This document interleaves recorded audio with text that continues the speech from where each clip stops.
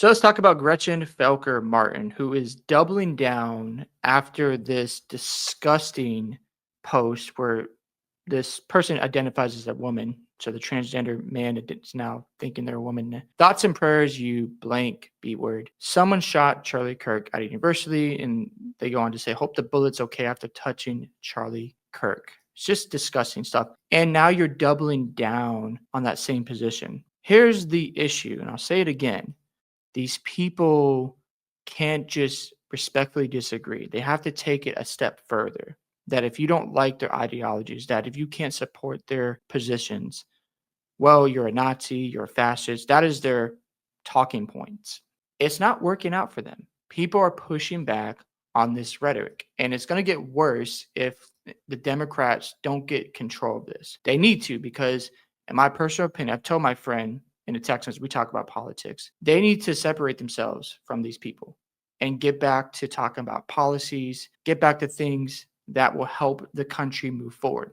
I want to see healthy dialogues between the right and the left, because if we have moderate Democrats and moderate conservatives, we have competition and we have both sides sharing good ideas. I don't believe every Democrat has these extreme viewpoints, just like I don't believe that every conservative has moderate viewpoints. I believe there's some extreme ones on the right. So my thing is this: right now, this party doesn't look good. They're not doing a great job of what they stand for or what they support, but they keep gaslighting folks. You see it in the media as well, where you had a guy come out and say, well, maybe Charlie Kirk deserved this because he supported the Second Amendment. You think that's going to bode well in the future when it comes to the primaries or comes to the next president?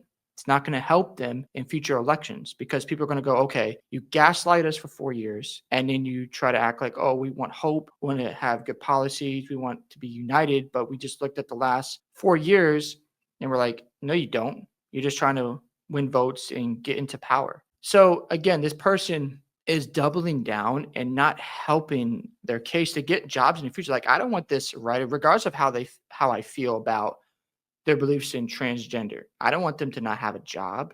But when you're making these type of statements and you have no regrets, as the person says here, for what they said, it's not going to help you in the future. You have no type of remorse, no type of accountability. You're like, oh, you know what? I'm going to celebrate it. I'm not going to have any regrets. As I say here, I had no regrets for what I said about Kirk. Kirk's murder just didn't strike me as an especially hot flashpoint. What?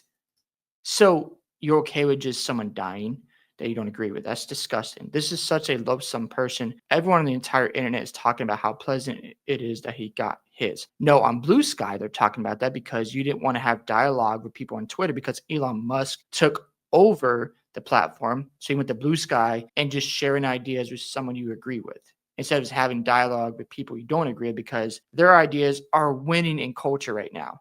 And that's just the facts. When it comes to the transgender movement, when it comes to the ideas of trying to groom kids, people are pushing back and you're losing folks. And you have no type of remorse of what you said. You're not saying, like, you know what, I probably shouldn't have said that in the first place. I apologize. Just like we saw with Stephen King, he apologized for it. But this isn't helping your case, especially with your career. Don't you care about that? And now you're unapologetic for your several social media messages. And again, these people do not care. If you don't agree with them, if you're not on their side, pushing their ideas, they pretty much want you dead.